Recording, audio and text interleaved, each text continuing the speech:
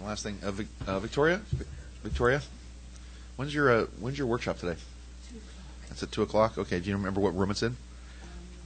I just tell you. 2 So p.m. it's a Murray Hill The dungeon again. Okay. All right. So, is that your lectures in the Murray Hill or your workshops in the Murray Hill? That's now, yeah. Okay. All right. Workshop. It was in Murray Hill? It's the one, yeah. I'm so sorry. I apologize for that room in advance. It's terrible. Okay.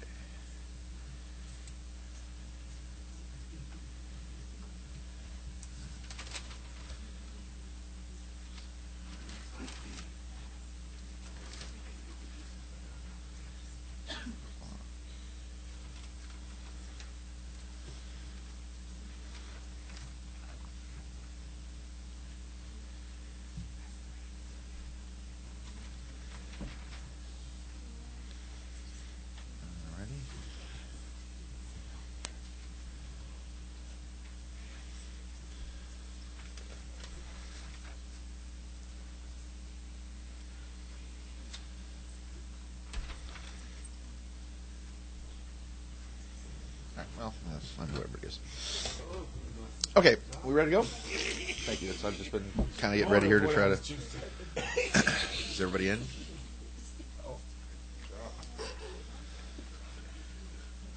So welcome to fall, I guess, in New York. It's been a little chilly. Yes, I guess the weather was really good this week, and then it started raining. I heard it snowed in New Jersey. Is that true? Not like anyone would notice, but yes, it snowed in New Jersey. So what's that? I'm sorry. Yeah, almost like that overnight. It was actually very nice. It was at 65, 70 degrees, yes, and then it started raining and snowing and all this, and yeah, it was tough coming in from the airport, taking the bus. It was, taking the bus is never any fun. But all right, well, welcome to the Strange Universe panel. My name's Sean Morton. How are you? Hey, welcome, Waco, welcome.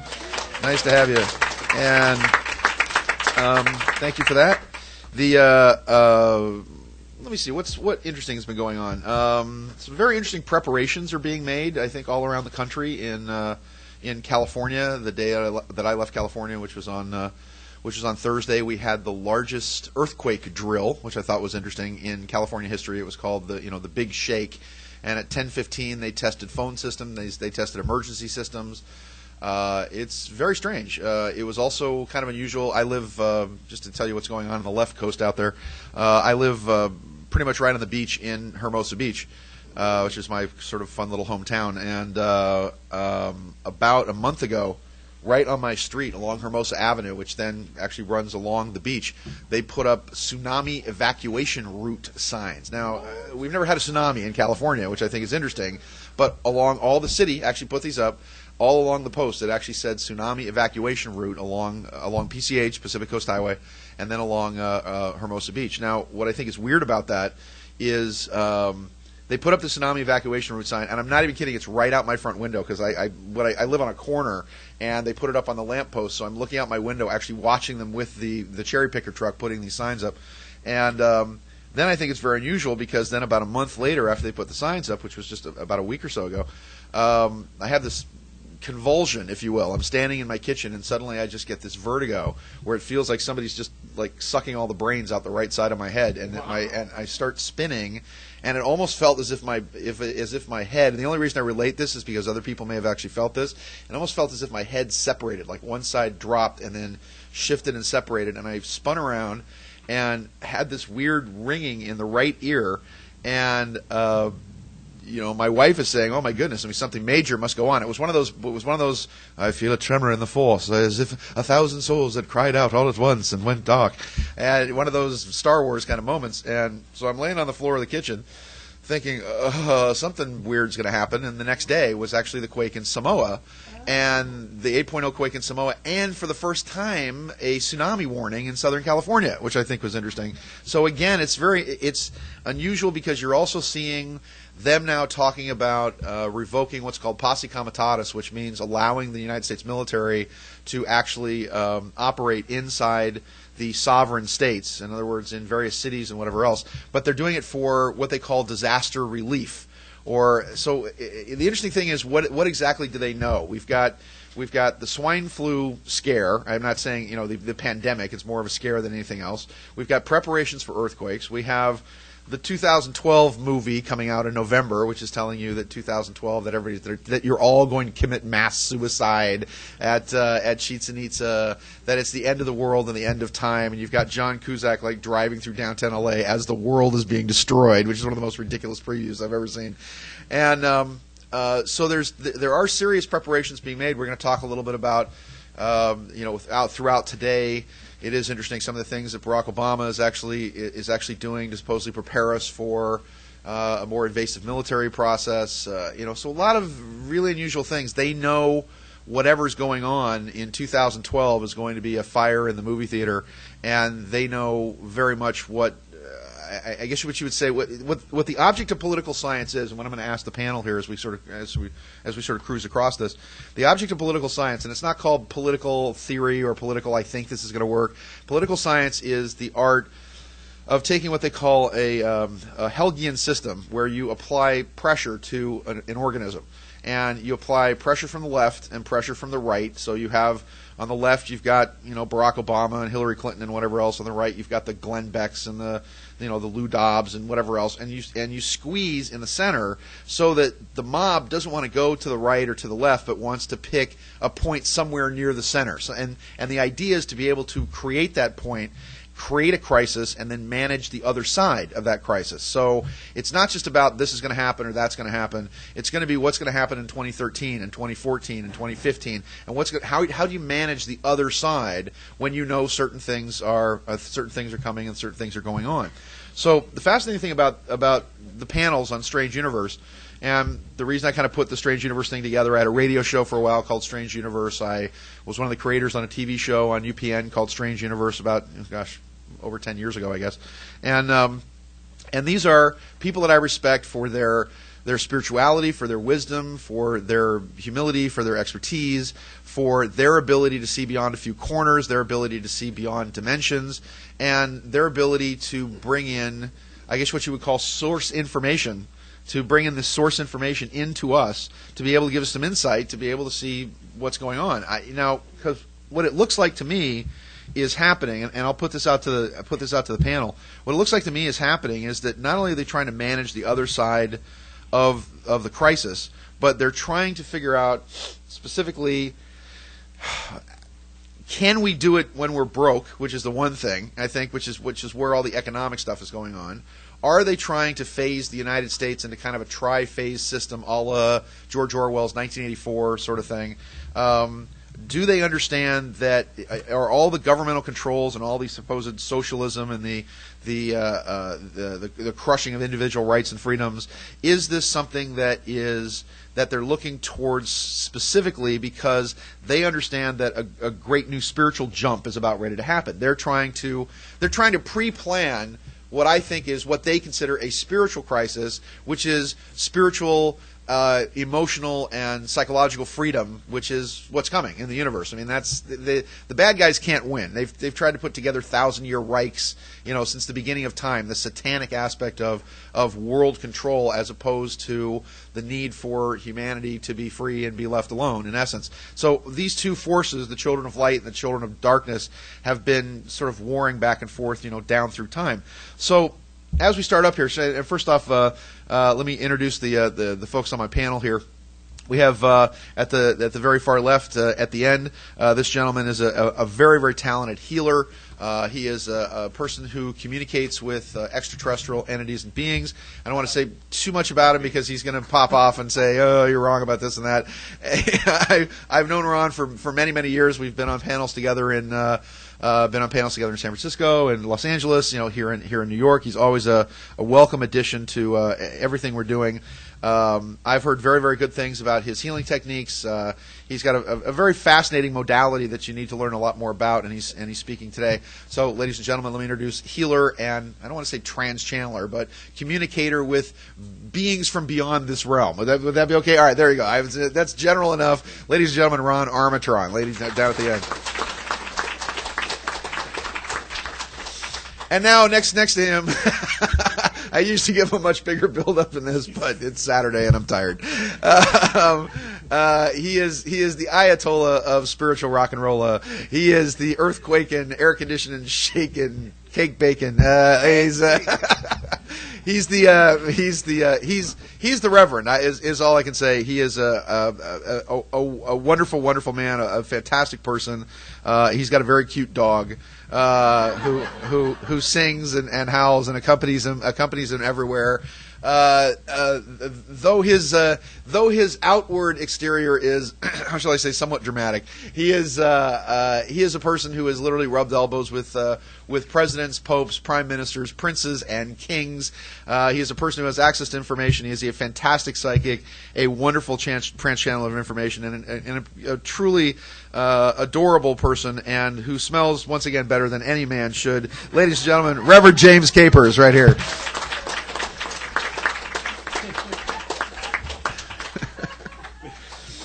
I still think Reverend James should be in those insurance commercials. I think it's. Have you seen the insurance commercials? I think you should be in these commercials. You know the commercials I'm talking about? They have a person who sits there and says, "Yesterday I was driving my car and I was in a car accident." And I think James Capers should be there going, "Oh Lord, I was driving my car and I don't know what to do, and the angels appeared before me and I saw the light of heaven open up and I was blinded by that light and my car ran into and a tree jumped right out in front of me. Wow!" And Geico gave me, they adjusted my claim. They came from the sky, and the manna opened, and it was the miracle of Tagma with Jesus and the 2 fishes and the loaves, and lo and behold, the multitude was fed. And so I think he should be in that commercial, don't you think? No? All right. No, I think you need to. I'm wasting my time here. That's not bad. I know. Where'd you get that Baptist side of it? It's growing up in this.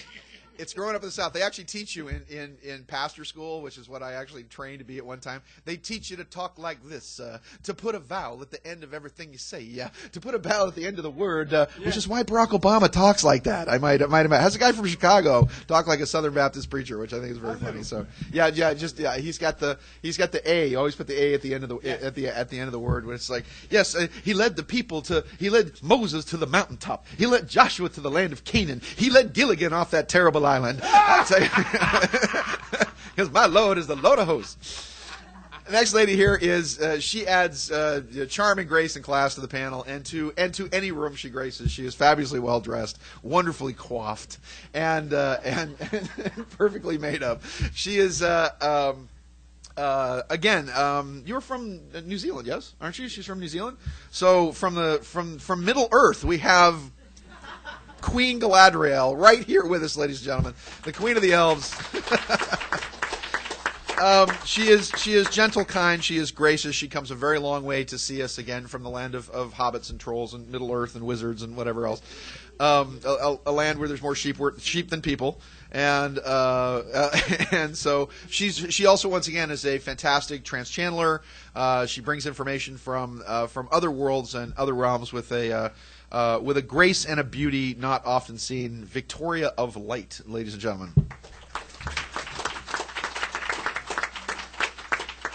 Our next guest, this is his first time, so he's kind of a rookie. We're going to haze him a little bit, but he's kind of a rookie on the panel. He is dashingly handsome, as you can see, sort of a TV movie star type fellow. So that's the good thing about this. He is once again, he channels. I guess you could call him a sorcerer because he channels energy and information directly from source. I've heard that his classes are fantastic. That he is a riveting speaker because of the energy and information that he imparts. And once again, he's and I forgot to mention this, but Victoria is speaking in the Murray Hill dungeon at 2 p.m. And George is going to be lecturing today, actually Saturday at noon in the Chelsea Village room. So George Kazaza, I think hopefully I'm saying your name correctly, Kazaza. Ladies and gentlemen, the Trans Channel, fantastic gentleman, George Kazaza. And on my left, what I run out of adjectives when I talk about this this fantastic young lady. She is she was the. Not a lot of people know this. She travels the. I call her Kwai Chang Shumsky because she travels the highways and byways of America. She speaks at churches all across the United States. She has, is it 6 best-selling books now? Actually, 6. She has 6 best-selling books now. She just completed another book on Ascension. She's got a book. Was it the Ascension book that you're doing, or the one on Spiritual Masters that you're actually putting together? Ascension is the one that, yeah, it's about spiritual. Okay, so Ascension and Spiritual Masters, which is a fantastic book of stories of people who have had actually direct contact with spiritual masters and spiritual beings all across the world. We've known each other going on, I think, about 15 years or so. We've traveled to Peru together. We've taken tours together across the world. For 30-plus years, she was the personal assistant to the Maharishi Mahesh Yogi and helped him with his worldwide transcendental meditation movement all across the planet.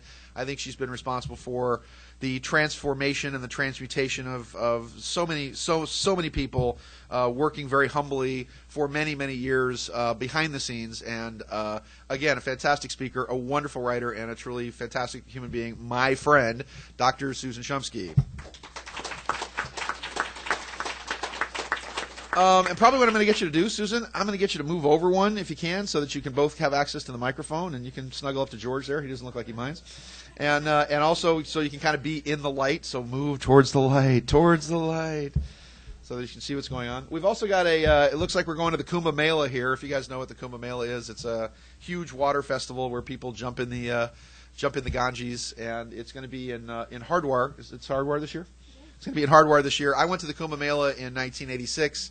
Not only did I jump in the Ganges, but had about 500 people die, like right in front of me when a bridge busted up there. But it's a fantastic spiritual festival. It is the largest attended spiritual festival in the world. I think the last Kumbh Mela, I think Madonna actually attended, and they had photos of it on the front page of the LA Times. 39 million people all actually getting into the Ganges. That's the entire population of Southern California trying to go to the beach on the same day. So, but it was the largest mass spiritual gathering of people actually on Earth. So let me throw this out to the panel.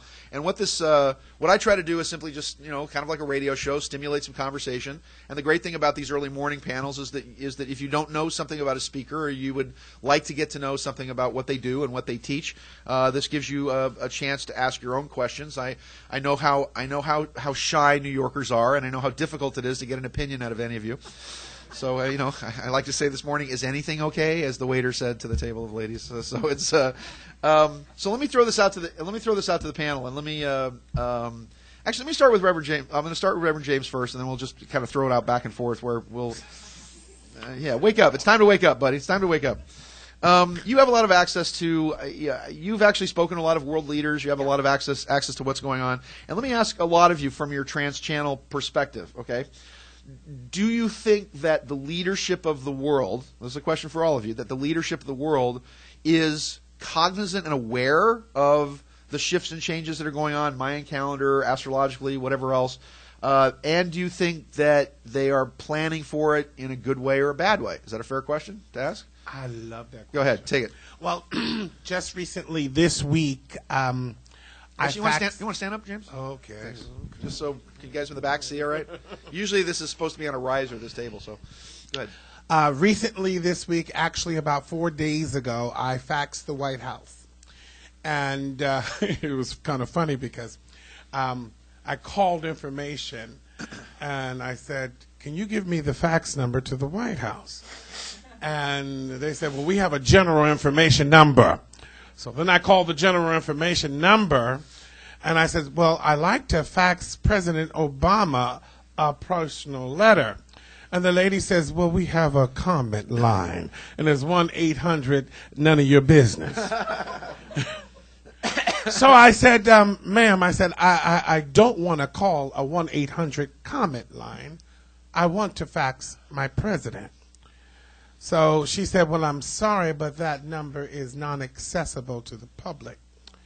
So I reached down in my black book, which I have about 6, and I pulled it from underneath my desk, and I opened it up, and guess what was there? The fax number to the White House.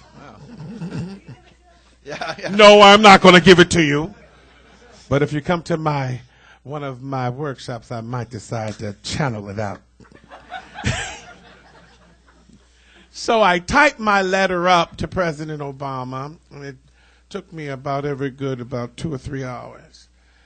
And I said, President Obama, is it true that you are now getting information that there is going to be communication from extraterrestrials, and during the process of while you're in office, that you're going to actually contemplate about releasing some of that information, that you would have direct contact,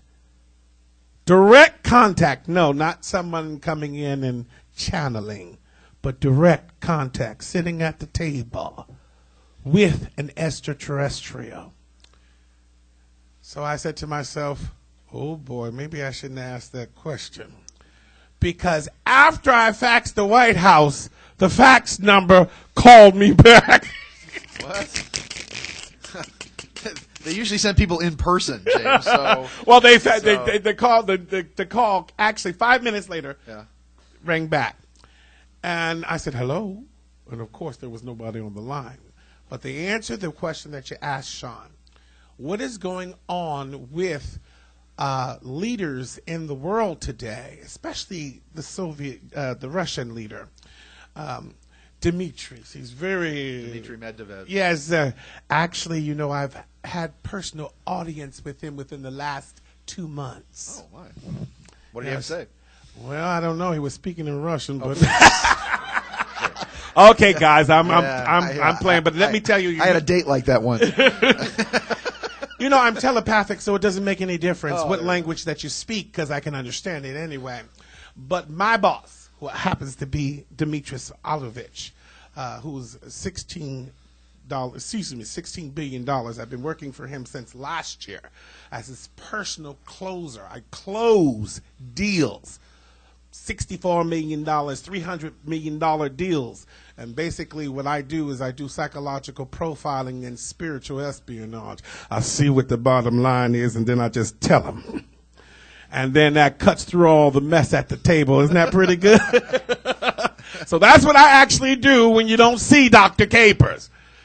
But anyway, what the president said, and I'm going to sit down, I'm going to make this quick so the other panel members can speak. They have actually signed a country-to-country agreement from NATO not to disclose information about extraterrestrials. So as I was standing there and I was trying to get closer and closer, and I had my little orange juice, and I was getting closer and closer to him so I could pick up, little things in his mind. And as I got close, I heard something, and this was extraordinary. And it said, I wonder what the United States has to say about our new outer space friends. And I wonder what their steps that they're going to take. Now, the agreement, the NATO agreement, everyone who's a part of NATO, signed an agreement between the nations stating that they would not disclose information about extraterrestrials based upon the fact of world panic. So that's the reasoning that they're saying. The reasoning of world panic. Well, my goodness. Are you panicking, President Obama? Are you President?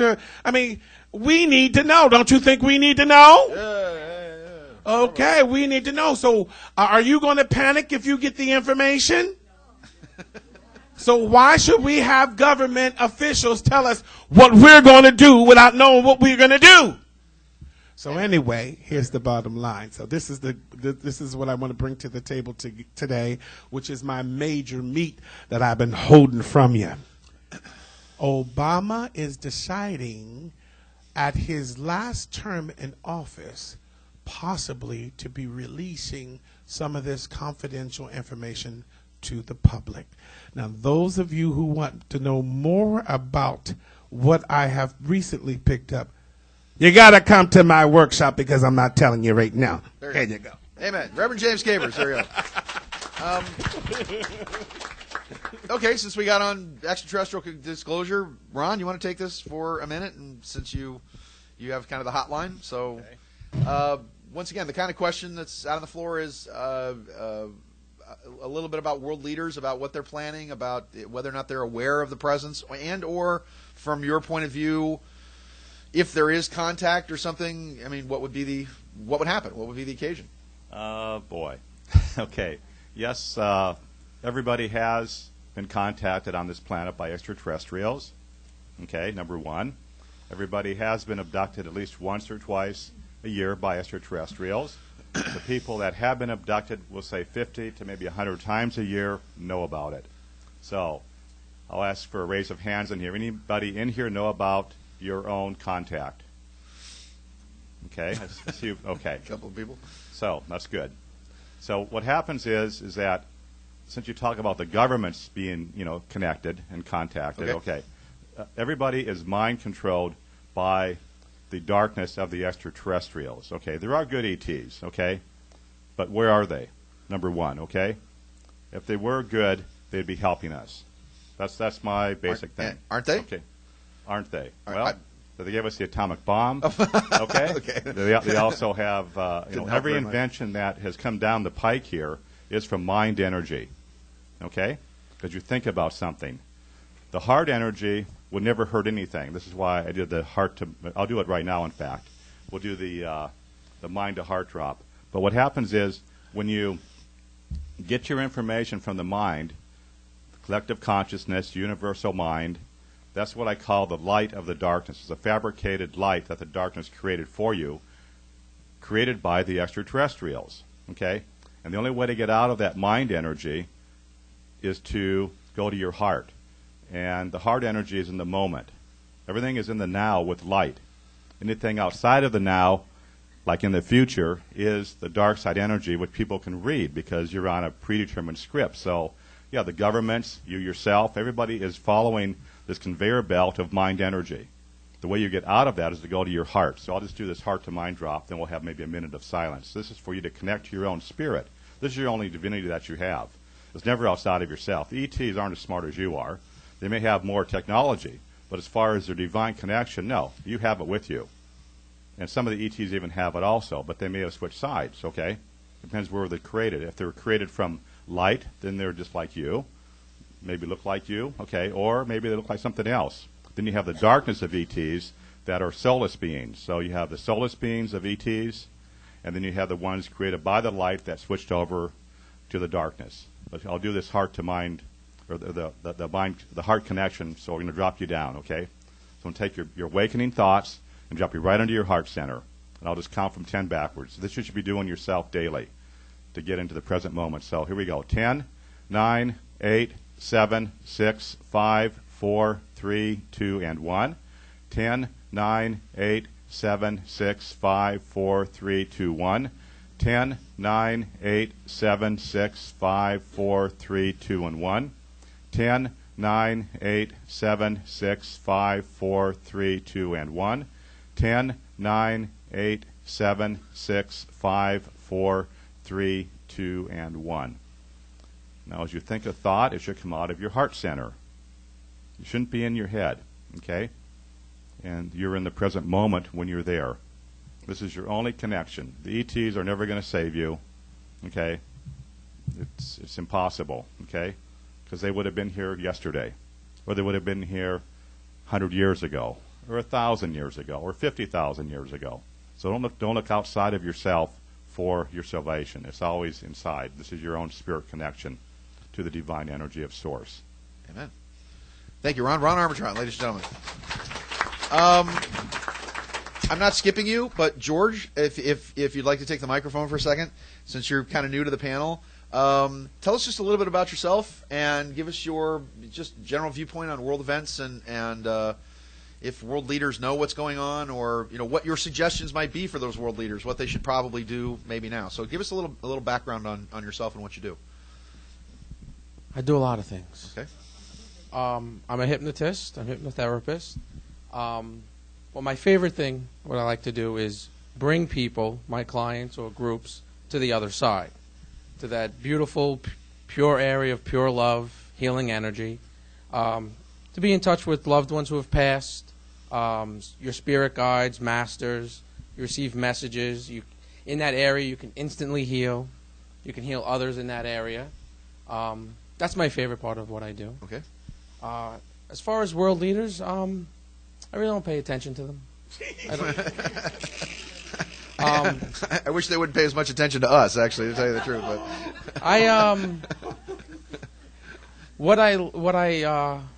one of the reasons I'm here is to help people evolve their souls. Okay, and that's to get away from the darkness, get away from the negative. There was a bunch of comments I wanted to make on Ron's, but I don't remember everything he was saying. There was a million comments I wanted to make on that, but he talked about extraterrestrials. He talked about they're not going to save us. He talked about their interaction with their interaction with humanity. But yeah. You have to comment on that. I'm more interested in your opinion on. Well, on, I know. what you think. Well, there are life, in other places, right?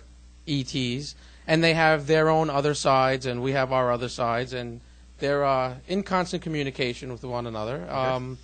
I know that when we do depart this world, and we are on the other side in that beautiful, perfect area. Some of us do not reincarnate here. We don't have to reincarnate. It's by choice. We do come here to experience the negative, to help our souls evolve. The minimum we have to do is just get through life. Of course, the max is to help as many people as you can, so they don't have to reincarnate. So they perfect their souls. Mm-hmm. And then you could be born on another planet. So it's not. Some of us here were born on other planets as well. Do you think that what's going on Earth now has to do with that self-perfection? Has to do with all of us becoming those more perfect entities? Is this are we the smartest kids in the class or the dumbest kids in the class? Universally, I would say because it's so difficult to get through this planet with so many variations, if you will. I'm going to say we're not the smartest and we're not the dumbest. Okay. So you should be a politician. Thank you. Okay. I don't know if that's a compliment, but it's a... Oh. Okay. Now he thinks I've insulted him. All right. So, I mean, where are we at? Some people say that this is some people say it's a prison planet. Other people say it's Disneyland. Some people say this is Harvard or USC or Stanford, and other people say it's it's a mental institution. Here, we're all there's kindergarten students, there's high school students, there's college students, professors, and we're all mixed together. Right. So we're on all different levels, and no judging, but there's an awakening now. There's that consciousness is rising. Okay. So yeah, it's shifting. Well, you live and work here in New York, yes? Yes. Are you a native New Yorker? Yes. These people, in my opinion, are all exceptional. These are the smartest kids in the class because you came here, especially early this morning. We love you. And we love you all. Yes. And what's your take on what the consciousness in Manhattan and New York? I mean, you're going to face a lot of trials and tribulations. Is anyone from Staten Island? Anyone? Okay, good. Well, they wouldn't come. They wouldn't come. Staten Island. If you know about Staten Island, they're not going to be here. Okay. But that's where I live. But so. You're working with people actively here. So yes. My suggestion is you've got your finger on the pulse of things happening here. How are things shifting in New York? If how goes New York in some ways goes the rest of the country. So if you can give me the pulse of what's going on here. Are people feeling the shift here? Are they going towards something higher, or are they just kind of involved in what's going on with what they're doing? Yes, they are. They do want to experience it. They want to raise their consciousness. Now, of course, you have a lot of skeptics. You have people that just want to say this is a physical world and mechanical, and you do your 9 to 5, you grow old, you die, that's it. There's nothing else. But, people are wakening up. Yeah. Okay. Anything else you want to say? Just real quick. I don't know. What else could I say? There's so much. I don't know. Do I get a chance to speak again? Absolutely. Okay. Good. All right. This is just your introduction. I'm going to put one of my $6,000 suits on so I can look sharp. There you go. Thank you. George Well, you look good. You look good. No, I don't. Not as good as you and Sean do. I'm jealous today. This is our dress up and go to work clothes. So, Susan Shumsky and Victoria, I'm saving you for last. Don't feel left out. Susan Shumsky, You've had a chance to be with these, with world leaders and talk about with your time with the Maharishi Mahesh Yogi, and had a chance to talk to these people. Actually, your latest book has to do with Ascended Masters, yes? Which is a fascinating book. The Ascended Masters obviously seem to care about what's going on and what's happening with world leaders. I remember years ago when I was doing research into the Billy Meyer UFO case in Switzerland, the Pleiadians who supposedly contacted Billy Meyer said, well, you're not really our first choice. We went to people, excuse me, in the government of Switzerland, and nobody wanted the job. So they found this guy who was a little one-armed, milkman, basically, and he was the only guy who was willing to take the job because he sort of didn't have anything to lose, if you will. So in your connection with spiritual masters and your interviews with people who've had connections with Ascended Masters, what are the Ascended Masters doing on the planet now to help us with whatever the transition is that's coming? Is that a fair question? Okay. Okay. So, Speak up. Hold the Yes. mic close. Thank you. There we go. are the world leaders aware of what's going on? In a word, yes, they are. Have the world leaders been contacted by other dimensional beings? Yes. The Ascended Masters have been in touch with this planet and with the world leaders for a very, very long time. For example, the founding of this country was instrumental. Saint Germain was instrumental in the founding of this country. And I don't know if you're aware of Saint Germain, but he appeared at the time, just before the Declaration of Independence was about to be signed. He appeared in the room and gave a stirring speech, and as a result, all the founding fathers signed the document, and they were very afraid to sign the document. As you probably know, everyone who signed that document was either killed or all of their possessions were taken away. They all either were killed and their families were killed, or they lost all of their possessions, all of their land, everything. So it was a very dangerous thing to do, to sign that document. But Saint Germain came and he said, sign the parchment, and he was very forceful and very strong, and then he disappeared. And there was a guard at the door. No one knew how he got in or how he got out, but he was there. And the divine beings and Ascended Masters have been with us, guiding us in each and every moment. And they're guiding you, too. And this is the time, the most important time, for us to tap into our intuition, to tap into our higher self, and to communicate with these divine beings that are helping us in this transition.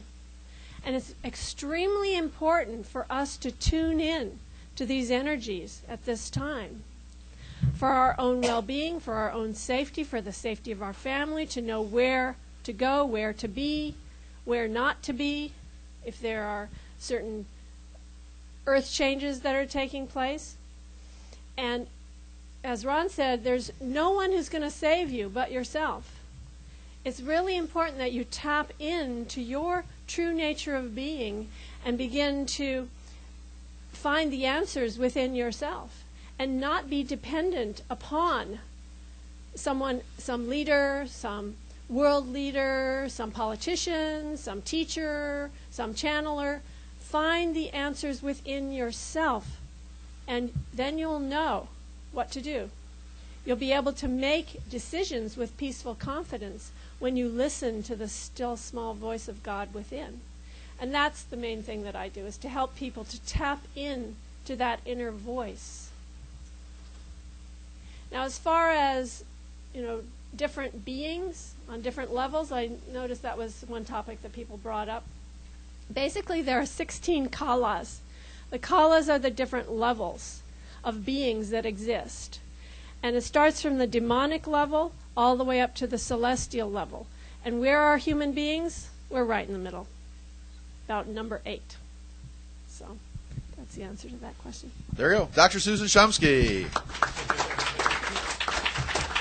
Victoria. Yeah. I wanted to. Go ahead. Make a comment. It's okay. You get to talk more than once. Thank you. Honest. And thank you. When you were saying ETs, I was thinking of the actual ET from the movie, from the aliens. Now, as far as the ascended masters and this, thank you, the spirit guides and ascended masters, that's when I bring people to the other side, when I bring them to that higher vibration, they're in direct communication with them. You see them, you hear them, you feel them very clearly. So you're receiving messages like this. You feel the messages, you have this awareness. And then you bring that with you. When I bring you back, you bring that with you. And every problem, let's say the biggest problems you've ever had, are now so trivial. You have this awareness, this pure love energy that you take with you, that you're now aware of, that you've always had within you. And the biggest problems are nothing. You know that this world is so temporary. We have a perfect place that we're going to when we depart this one of eternity. Blink of an eye is 100 years down here, so blink of an eye in eternity. Right. So that's what I do. And in my workshop, if you come to my workshop, you will experience that. I will bring everyone in the workshop to that very beautiful high area of pure love. So I'm coming to that workshop. There you go. Amen. thank you. Okay, thank you again. Sure. And you know, as I travel the highways and byways of this great land, like Arlo Guthrie with my guitar, I pick up little gifts for my buddy Reverend James Capers. And one of the things that I actually saw for him, which I think you'd really appreciate, occasionally for those who are into the comic book world, I think this was a perfect thing for you. I actually found Barack the Barbarian: The Search for Stimuli, and. So I saw this, and actually, and on the back it says, "Lost in the labyrinth of pundits, all new action, the quest for stimuli." And I think this is like Dick Cheney in a Conan helmet or something back here. But this is an actual series of comic books called Barack the Barbarian. I'm not even kidding, where it's all political satire about him doing whatever it is he's doing. That's actually what he looks like with his coat off, by the way, right there. So just so you guys know what you're dealing with. All right. Victoria, my darling, now you teach us how to recalibrate your physical, your emotional, your spiritual states of existence. Tell us about how people are being recalibrated, how their spiritual states of existence are being emotionally shifted, and how you do that, and what it is you see happening around you right now. Thank you, Sean. You're welcome. First, I'd like to just give you a message of love, and to continue Ron's work of taking you from the mind into the heart, and that is the time now to go from the thoughts into the energy of love. And also for Reverend Capers, because he so wants to be in the love place, as we all do. So, and a message on this day to you all, to each and every one of you, and we are all of the same energy, we are all connected as one. The message of love today comes from Sirius, the sixth dimension of light beings. Brashta. Brashambre de Gresha Prekrastikian, Brashabrisa Tatasharaha, Rarabrishimbriha, Grabergresha de Grisdishimbriha, Brarashita Chatarabra, Grishata Prakrashata, Bricken, Grekiakan, Rishish Brashtaha. A message of love, Bresinkira. Upon the earth at this time, as we all know, there are great shifts taking place. Mother Earth is transforming, is transcending, as we all are. We're all connected. We are all as one. And as Sean was saying, the earthquake drill in California, on just last week, I experienced one of the biggest earthquakes that I have experienced in New Zealand. All is shifting, all is changing. There was a tsunami warning for us, and I looked down from my apartment right on the water, an apartment that I was relocated to in 1 hour, a gift, somewhere I thought I could never be, most exquisite, beautiful place, and within an hour, God said, "This is a gift for you," and I now live there. I look out at my water, 10 minutes past 10, there was a tsunami warning, and when I looked out at the water, it had been so calm, like really almost just something you'd never see, and at that moment, there were these waves that were just of a different energy, knowing that this was, there are changes here. And it was just a moment of time that you knew that this is a time of great change. This paradigm shift is all here with us. And with this, we are all changing. It is like we are all unveiling to become more pure, more divine beings here upon the earth. And you are all divine beings. you would not be sitting here. You are the intelligent, the prophetic, the ones that are more evolved, because you're here to listen and hear about strange universes. You can know that there is more. For many upon the planet, they live in a much more dense state, a much more a state of the mind, and that is where they are held. That is their experience in this lifetime. But for the ones of us, we know more. We know that there is so much more, and we are being prepared for this. And through the languages, through the energies, through the love, through the light, and just being, because we are all being worked upon every moment, because we are all held in the hand of God. And there's this immense, great, almighty plan, the divine plan, that each and every one of us are part of. And just absolutely letting go and surrendering to this, then we can just be and be of God. And each and every one of you is of God. And as far as world leaders, I think it's interesting that I am placed in New Zealand right across the water from the beehive, which is where the government centre is. And so every morning I just go out there and look on my balcony, do a little prayer and love over that beehive. My 14-year-old daughter Francesca, she was there recently for a sitting, and she came home and she said, "Mummy, they were just like little children, but they were just, amazing." And that is the thing, that a lot of the leaders at this time are in a much younger place, much less evolved. So maybe they can know in their minds, but not in their hearts and their souls, of what is really happening at this time. And one last thing to say. I have a little boy, Sebastian, who's 10 years old. And just a few weeks ago, he said this to me, and I want to share it with you. He said, "Mummy, you do realize that this is your last lifetime on earth, don't you?" He said, "This is also my last lifetime here." He said, "After this lifetime, Mummy, we go to paradise." He said, "Before this, when we've left earth, we've gone to heaven. And there we have been prepared, and being prepared to return to earth, to do the earth work. But we never return here again. Now we leave and we'll go to paradise." And at that point I was like overwhelmed with this information. And I said to him, "Darling, can you see paradise?" And I looked at him, and he was looking into his third eye to see, to look for paradise. And then after a moment he said, "Mummy, I can't quite see paradise," but he said, "I can feel it." And he put one hand on his heart and one on his soul, his solar plexus. He said, "I can feel paradise, and it feels so amazing, Mummy, in paradise." And he had tears in his eyes. He also channels light languages, and his teacher recently said, if only the other children could spread love the way Sebastian does, what an amazing place this world would be. So God bless you all. Hallelujah. Thank you so much. Wow. I love you, Victoria. I'll leave her alone. Can I actually, you know what I want? You know what I want you to do? I need some tapes so that I can listen to these to go to bed at night of you reading Winnie the Pooh. Can I get that? Can I get that? And so Christopher Robin and Winnie the Pooh went into the 100-acre wood. And it was Piglet's birthday, and he was very upset. And Tigger said, it's just adorable. Anyway, okay. Questions? Any of you folks out there? I know you have burning desires. You have some of the most intelligent people that I've ever seen on this panel here. That gentleman put his hand up first. Yes, sir.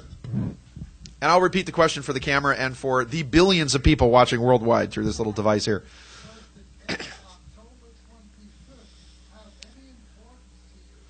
Does the date October 25th have any importance to you? Is it your birthday? Okay, October 25th.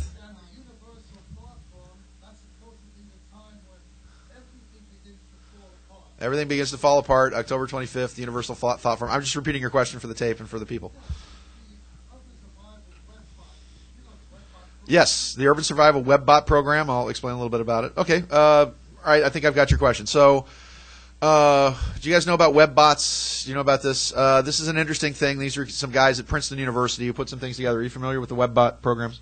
What they do is these guys have become very popular on George Norrie and Coast to Coast AM, which nobody on the East Coast has even heard of. Have you guys heard of George? See, nobody out here knows because he competes with the Farm Report, I think, out here between 1 and like 5 a.m. What it is that it seems like instead of George actually putting actual psychics who actually can predict the future on his radio show, he has these scientists who actually send out what they call web bots, which basically they look for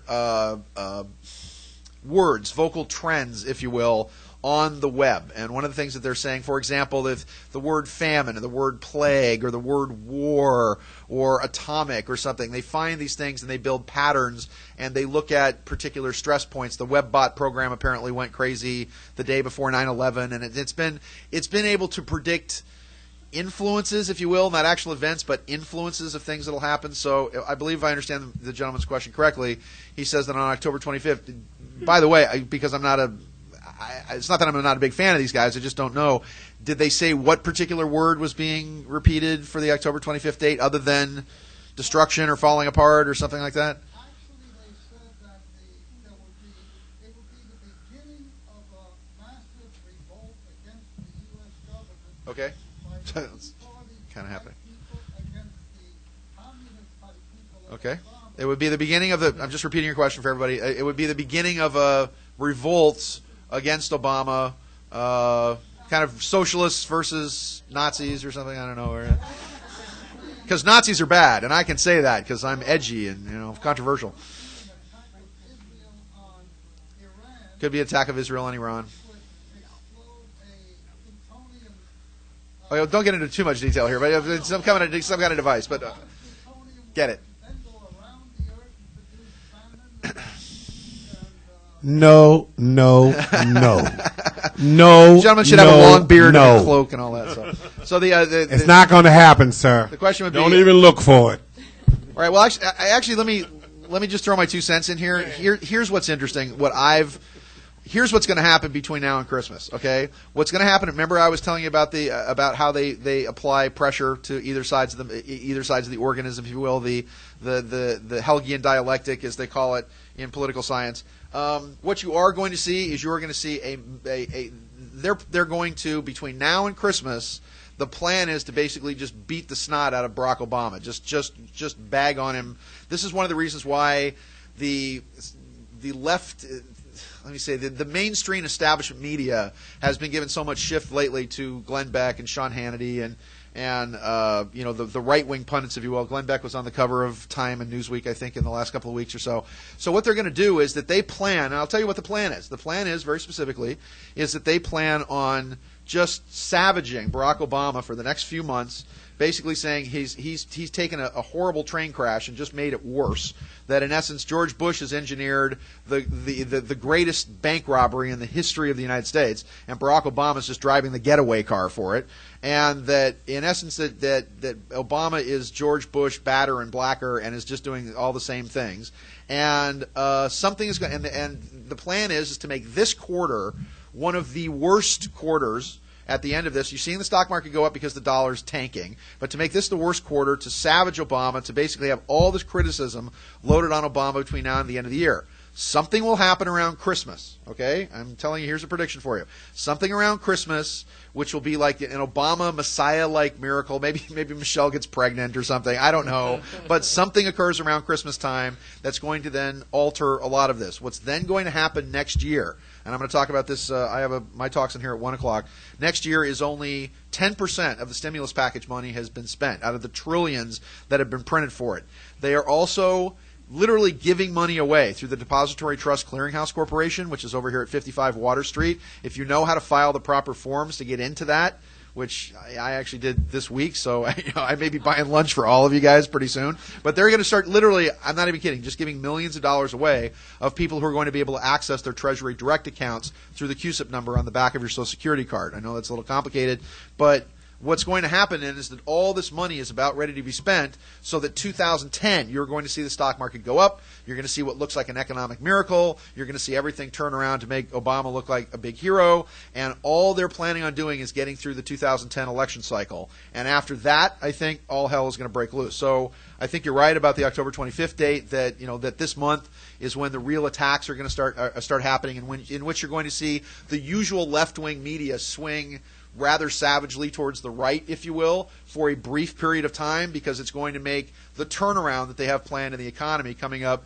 February, March of next year look more dramatic, as they just dump literally billions of dollars into the economy to build things up. Also, Obama will have his JFK moment, in which he will make a call probably sometime in February to people specifically that we are going back to the moon, that we are going to start a program on Mars, and that it will not be the United States going back into space, but the world going back into space. Why? Because Lockheed Martin about a month ago was about ready to go bankrupt, and they made a deal with the Red Chinese to basically hand them our entire technological database, which means the Chinese are going to be the ones going back to space, not so much us. So I think that might answer your question a little bit as to what I think the dialectic of what they've got planned to be able to put this pressure from the right and from the left. So it's going to look, people are going to start to feel sorry for Obama, because he's just going to get so just smacked around in the press, and this will make the supposed economic miracle that they've got planned next year to trick you into whatever's going to happen in the 2010 election cycle. After 2010, all bets are off. I'm not sure there's going to be another election after that,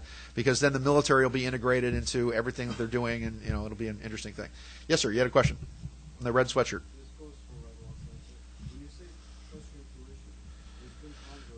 I'll repeat the question for you guys in the back. Wrong. So your question to the panel is, the people on the panel say trust your intuition, but your experience is that when you've trusted your intuition, things have not gone particularly right. Yeah, Susan can. Okay, so the question is trust your intuition, but how do you know what your intuition is? That's a fair question. Right. Okay, so there's a couple different things I want to say about that. And the first thing is that how do you know whether it's your ego, whether it's your wishful thinking, whether it's some other voice, whether an entity is talking to you from the astral world? There's 4 different places that we might be receiving our messages from: the spiritual world, the mental world, the astral world, or the environment. So it's really important that we learn how to distinguish and discern between the true voice of spirit and other voices in our mind, how to test whether the messages are the real thing. And how we do that is by using what I call a 10-test system, 10 tests of spiritual discernment, which is what I teach and which is published in my books, How to Hear the Voice of God and Divine Revelation. I'm not going to teach you the 10 tests right now, but you can learn them, and it's not that difficult to learn. Now, the other thing is, it could be that you're receiving clear, intuitive messages, but then when you follow the guidance, it doesn't come out like you wanted it to. So your ego has an idea, has a picture in your mind that if you get intuition, if you get inner guidance, that it's all going to be hunky-dory and everything's going to go great, and oh yeah, I'm just going to get everything if I follow my inner guidance. But guess what? Our inner teachers, the divine aspect of our being, God within us, might have a different idea of what success is than you do. And the divine inner teachers often will guide us into experiences that we don't really like, but that assist in our highest evolution. The only thing the inner teachers want for us is our highest evolution. The only purpose of our life is to reconnect with Spirit or God or whatever you want to call it. But that is the only purpose of our life. And we will be guided into that purpose only and no other purpose by our divine master teachers. Amen. I'd like to comment on Go that. ahead. Take it. My strongest gift that I possess Thank is you, the Susan. gift of discernment. And that's what made me world famous. Discernment is individualized. Young man, in order for you to truly to develop a powerful discernment, is that you have to know that you know that you know 100% without doubt that the gift is yours. You see, true discernment comes by knowing that you are who you are. That when someone tells you who you are, you don't believe it. You have to know who you are and what you possess. And so when you absolutely know, and no more I think, or maybe it's true, when you absolutely know that you truly have the gift, then when you hear the voice, you know the voice. There's no in between. You absolutely know. See, biblically it says, gifts and callings are without repentance, meaning that you don't have to be a holy person to be gifted. It means that once you receive your gift, you really honestly must accept the walk of the path of it. You must walk in the true path. The power doesn't come from God. The power is given from God to you or your higher self, whoever you want to believe. But once it's yours to command and will at your own pleasure. Now, as far as talking to spirits, I do have the discernment of talking to spirits, but I do know when I'm talking to the higher self. Because even biblically speaking, it says, my sheep know my voice. And do I hear other spirits? All the time. All the time. But I know an unclean spirit like I can see a snake coming from a mile away. And the true way to get yourself validated is to come to a mentor who can help you individually develop and grow. And when you get that personal support, you know that you can get up and start to walk, and then you'll learn to run on your own. You won't need anybody else. And once you start running, you can start running for your life. Thank you. Hallelujah. There you go. Reverend James. Ron Armatron, what do you got to say? Okay. So, this is great. So your spirit has all your answers. Your spirit does not have to have any learning experiences. It's already perfect. Okay? So you don't come here to learn about your spirit growth, the forced reincarnation from the dark side energies. Okay? You're just trapped here. But forgetting that, okay? Your spirit has all of your answers. Now you have to go into your heart to get your information. That's the number one thing. Now where does spirit work? In the current now. So if you ask a question right now, then everybody else's energies around you will be changing. Okay? Because most people are mind controlled. So then you're working with what your information was that might be right now, this second. And in 5 minutes from now, with other people's mind energies interfering with your correct information, it may not work out for you. Okay? Because nobody is really heart-centered here. Okay? If everybody was heart-centered, we'd have no more wars. Everybody would be very copacetic with each other. No judgment. So what you're trying to do is to connect to your spirit. Keep going down and asking. And ask again. Your spirit will never force you to do anything. Because then it would be the darkness telling you what to do. It'll give you guidance. I don't believe in higher selves because you are it. There's nothing outside of yourself. That just dilutes you, okay? You are the connection with yourself.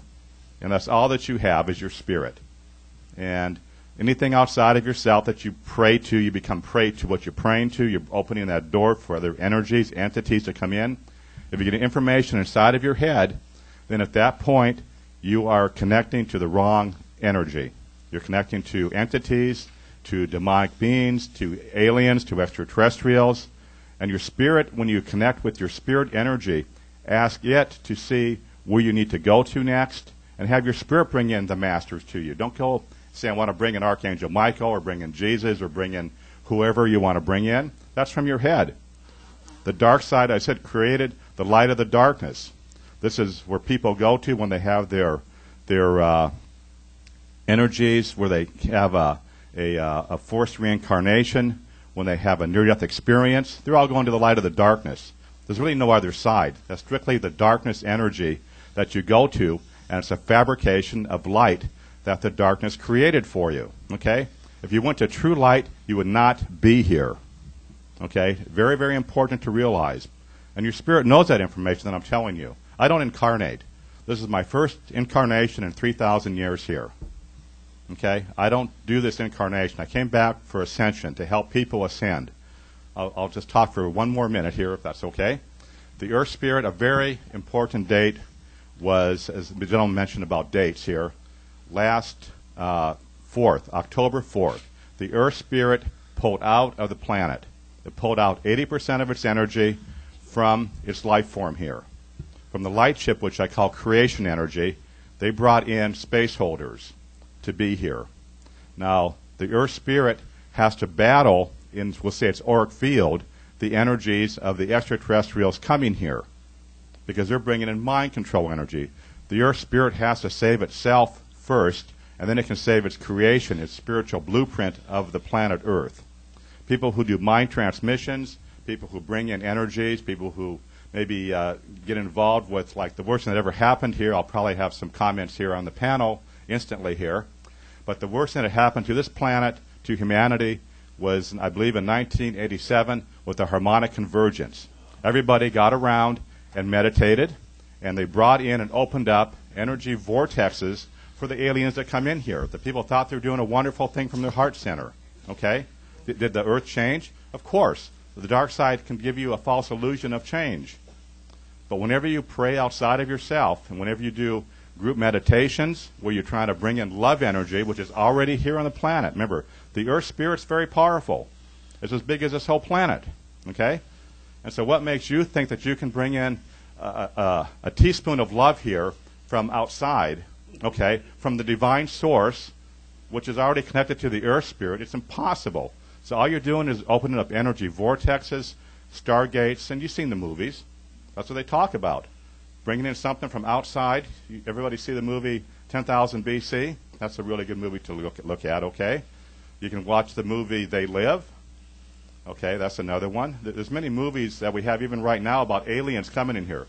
Why aren't all the alien programs that you see of divine beings coming in here? Well, hello, people. What do you think is out there? Okay? I'm sure there are some good ones, but like I said, where are they? Okay? Why do they give us a fossil fuel car? Why don't they say, hey, we have this little box here. We'll bring it down to you. It's maybe 2 inches square. It'll run your car on hydrogen. Okay? Why didn't they do that in the 1900s? They don't care. All they want to do is use you and use your emotional energy, your emotional trauma. That's what they live on. So the whole thing is get inside of yourself. So ask your spirit. Remember, the light only works in the now. There's no predictions in the light. All the predictions are from the dark side, and this is what we're running on here. Everybody here runs on the dark side energy. So we abandon spirit. Your spirit should be just as loud as the voice inside of your head if we weren't connected to the darkness of the mind energy. Remember, you're in time. And when you're not here, where are you?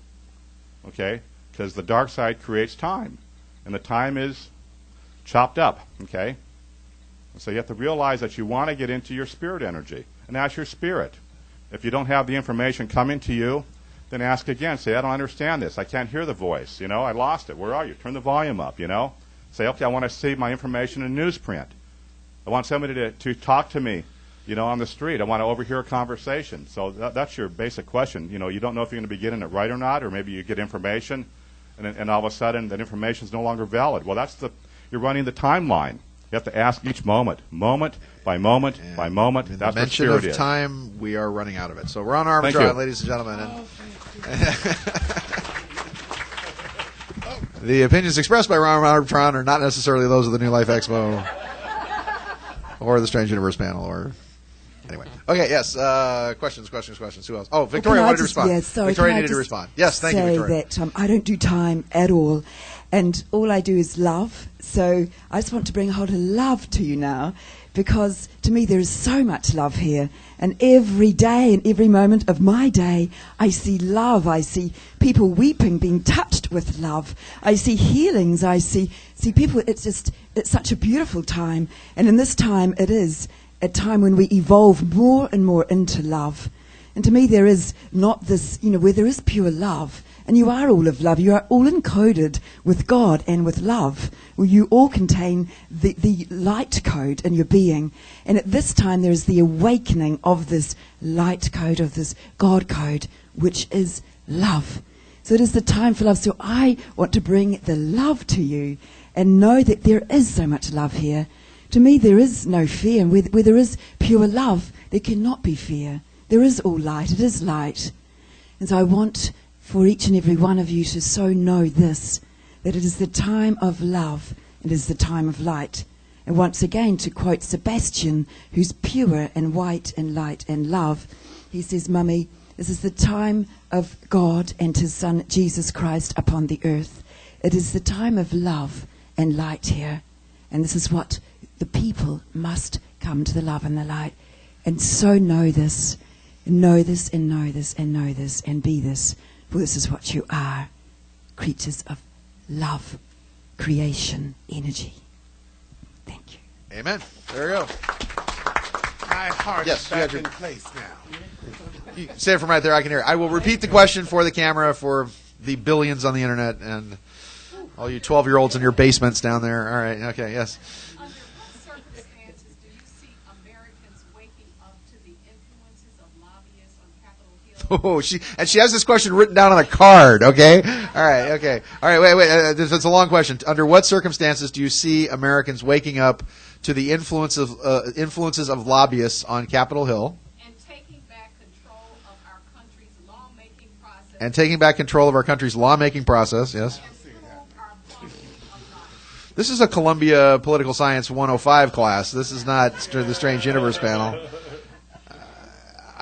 I have a brief opinion, but it's why are the Democrats and the Republicans becoming the same party? Why is it Socialist Party A and Socialist Party B? Why is it the Democrats will take you to hell in a handbasket and the Republicans will take you there in a shopping cart, but hell is ultimately the destination? Why does it seem as though why are we forced to become socialists, et cetera, et cetera? It's because what's happened is that when the true definition of evil is when business and companies become your government, that's when you all become nothing more than chattel. You become a resource. You become like oil, you become like gold, you become like silver. The minute you become a human resource, they used to call that a little something different in the South. They called it slavery. And human resources is, again, are you a human resource? You are chattel to be bought and sold is the bottom line. And for those people that I teach as far as the politics and how to get free and how to get out of this stuff, and I speak to black churches look, black folks get it. And the reason they get it, because they never ended slavery in this country. They said, ooh, that's neat. Show us how to do that to everybody. And that's exactly what they did. That's what they did with the 14th Amendment. That's what they did with, whatever's going on. And as far as the lobbyists go, they've won a long time ago, because what we have now is we don't have government, we have a corporatocracy. And when you have a corporatocracy, you want to explain everything that's going on as far as free trade and as far as knocking down barriers and this and that and the other thing. When the world becomes, here you go. You want to know your homework? Go rent the movie Network and go see Network and listen to the speech that Ned Beatty gives as Arthur Jensen, who is the head of the network, when Howard Beale stops a deal between the Saudi Arabians and the network and this is 1974 when Patty Chayefsky did this, and he yells at Howard Beale and he says, "You're an old man who gets up on your 21-inch screens and howls about America and democracy. There is no America. There is no democracy. There is no East. There is no West. There are no Russians. There is only DuPont, IBM, Union Carbide, and Exxon. These are the nations of the world today, Mr. Beale. The world is a business, and it has been since man crawled out of the slime." That's an exact quote, by the way, from that. Who has the money has the power. Yeah, it's them that's got the gold, makes the rules. And what they're planning now is to say, yeah, there's going to be a great spiritual enlightenment. Yes, 2012 is coming. They're all telling you it's the end of the world and the end of time. You know why? Because we look at time differently, because we're moving into a fifth dimensional time space, height, width, breadth, a linear measurement of time, and the fifth dimension is will and imagination, that which we think becoming physical reality. And that's the whole purpose of this. And what they're trying to do is they're going to say, yeah, you guys want to be enlightened, you guys want to experience Godhead, you guys want to ascend, you can do it when you're broke. How about that? You can do it when you're living in your mom's garage. How about that? You can do it without a car, you can do it without a house, you can do it without a job. See how well you do then. And you see the fear that they're creating. And what's now happening is they've shifted from the terrorism Arab sort of fear to now making you afraid of the economy, like it's some terrorist out there. And at the same time, the perfect way to divide and conquer anybody is you introduce a plague, a disease, if you will. So I didn't mean to pop off on this whole thing. I was just saying that the corporatocracy of this is that if you simply look at how do you increase your bottom line, thank you, how do you increase your bottom line, how do you maximize profits, and the way you do that is you destroy the sovereignty of nations, you destroy the culture of nations, and you destroy any barrier that keeps the natural flow of money going from one place to another. And now, instead of this being a global, worldwide conspiracy where 600 of the wealthiest people all meet, the Bilderberg conference that most of you have heard of every year, it's basically, look, if I had $1 trillion, with all politeness, I probably wouldn't be hanging out with all you people. I'd be hanging out with other people with $1 trillion. And if you all had $1 trillion and we all got together, this is a funny story. Bill Gates, about 5 years ago, went to the Bilderberg conference, and I think it was in Germany somewhere. And Bill Gates is strutting around going, well, I'm one of the wealthiest men in the world. I own Microsoft. He runs into a guy who goes, really? I own France. And Bill Gates went once and realized he didn't have enough money to hang out with these people. Why? Because if you and I had $1 trillion, we would conspire or breathe together to figure out how do we make another $1 trillion? How do we, we've got a flock of sheep. How do we fleece the sheep better? The one thing that you've seen as the shift is the shift between the Bush, Clinton, Rockefeller crime syndicate, because they're all part of the same gang. Clinton's a Rockefeller, Hillary's all up in that, and the bottom line was they wanted to bring their, quote, New World Order through terrorism, through war, and the Rothschilds, on the other hand, said, look, that gets out of the box too easily. In other words, when you have people shooting guns at each other, it's too hard to stop. And when Barack Obama comes up, he is the Rothschilds' ascendant, and he is George Soros's creation. George Soros is a Rothschild from way, way back, and the Rothschilds are going to build you a nice little prison cell, but it's going to have a blanket and a pillow. It's going to have health care. It's going to say, now we're going to introduce it. And you know what they've said, in essence? They said, look, the sheep are so dumb, we can do anything we want. We don't have to explain it. We don't have to blow up buildings. We don't have to go to war. We don't even have to blow up ships for an excuse to war. We're just going to do it. We're going to draw a line in the sand and say, well, Saddam Hussein, you have non-existent weapons of mass destruction. And we're going to go to war with you if you don't show us the stuff you don't have. And in the case of Barack Obama, his big war is going to be Afghanistan. Why? Because they have to keep the flow of heroin coming out of Afghanistan. That's the bottom line. Oh, yeah.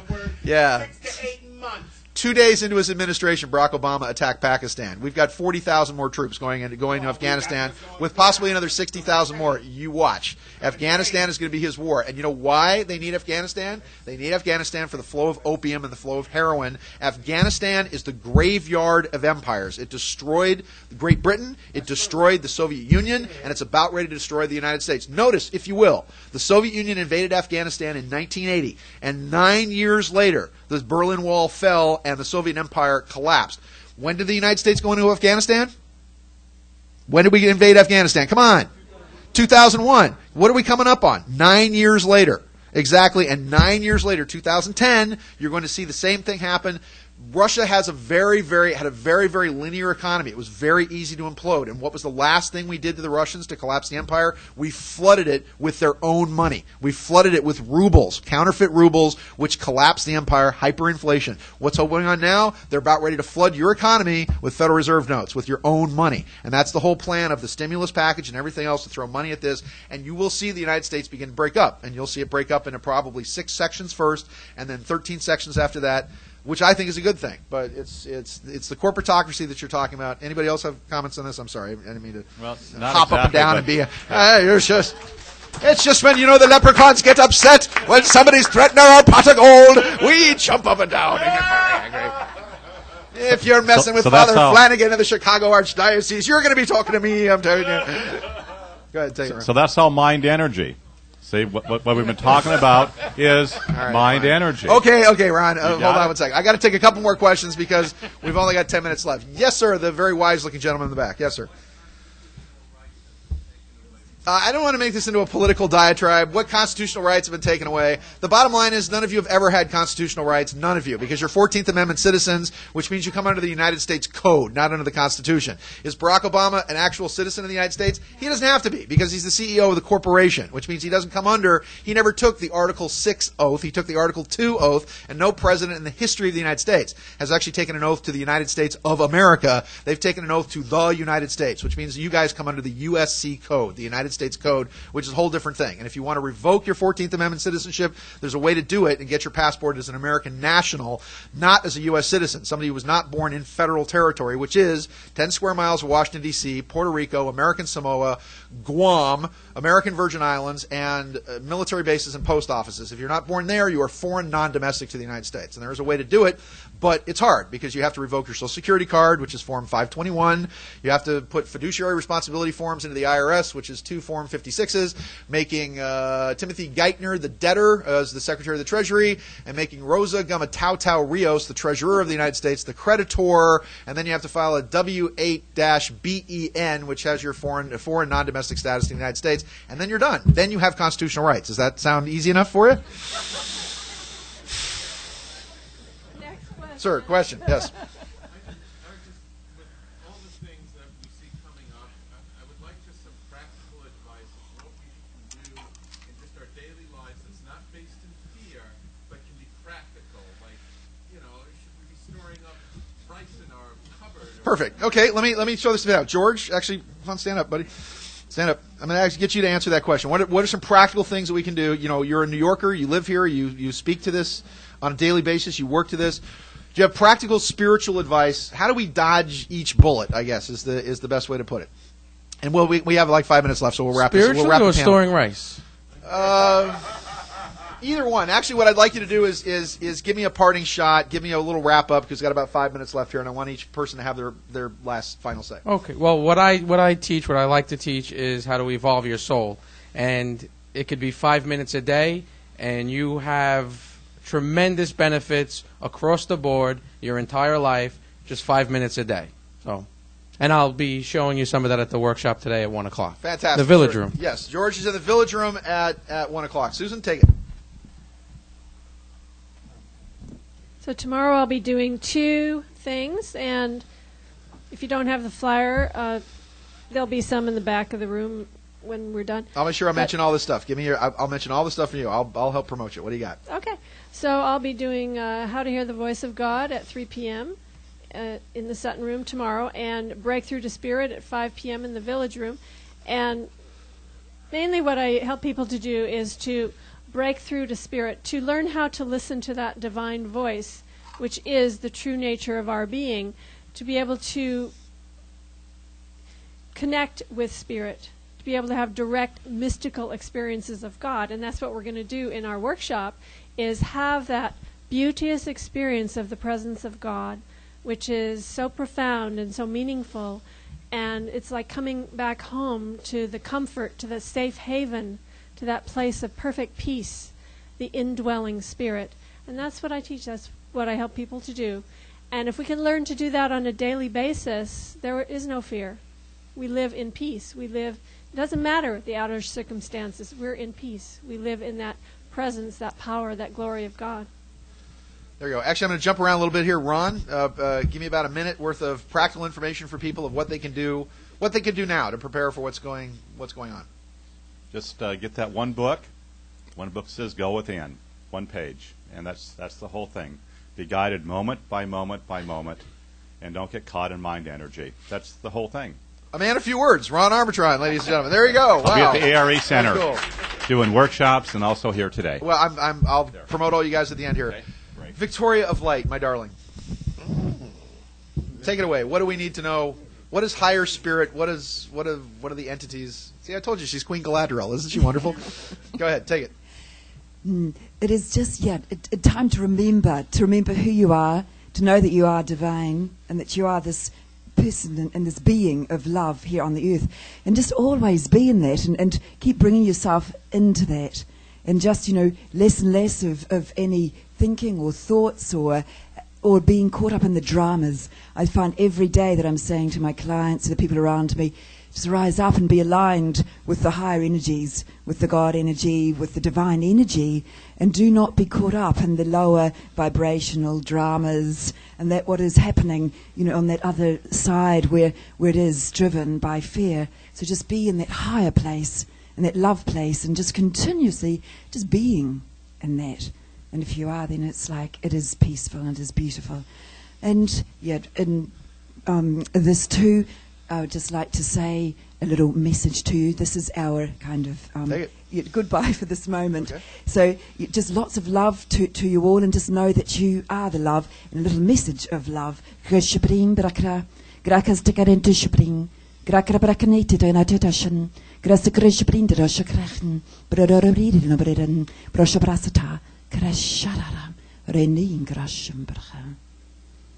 Love and peace to you all.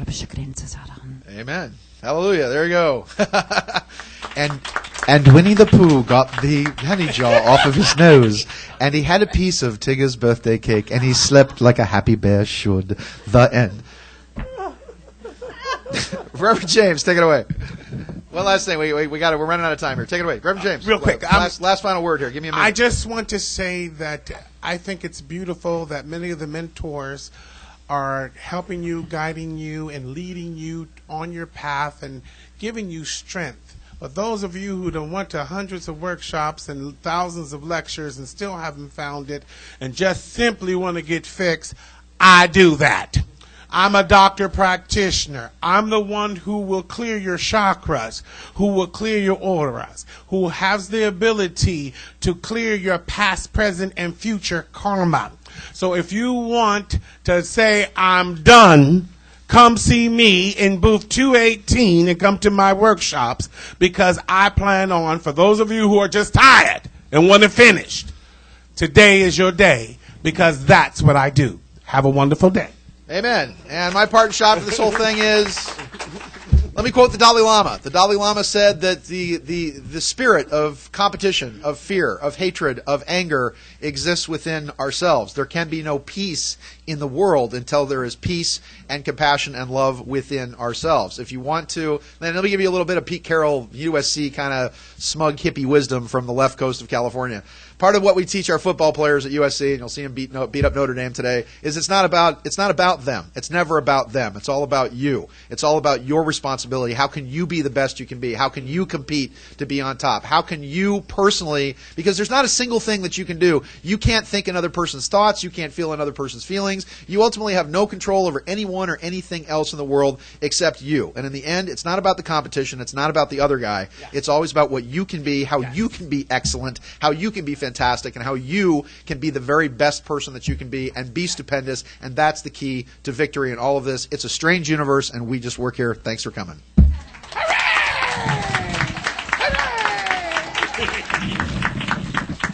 I'll see you at 1 o'clock. Susan Shumsky's at all the things. I know every time because. Thank you so much. Thank you very much. I hope you go Okay, back. Very good. I only get have a lot of people here. Enjoy the room. It's kind of a dungeon, but it's like, and then.